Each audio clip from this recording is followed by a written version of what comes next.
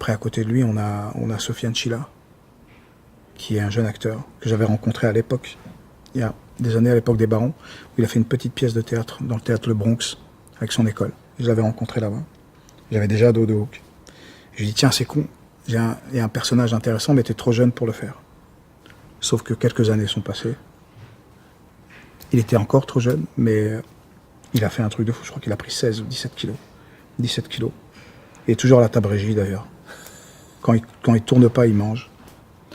Et voilà, et c'est un vrai personnage. Un véritable acteur très très intérieur, qui réfléchit beaucoup, qui pense, et qui est parce que c'est un personnage très important, le personnage de Driss. Je pense que quand on a des personnages comme ça qui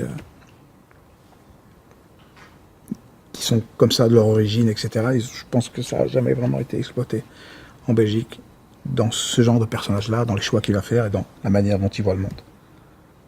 Et donc c'est un super bon duo, parce qu'il est aussi très fragile. Il voit Yann comme son père, le père qu'il n'a jamais pu avoir, un vrai père, plus que son vrai père en tout cas.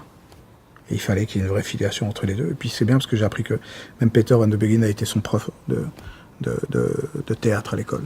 Donc il y a un truc comme ça qui est super intéressant et qui se sent à l'image.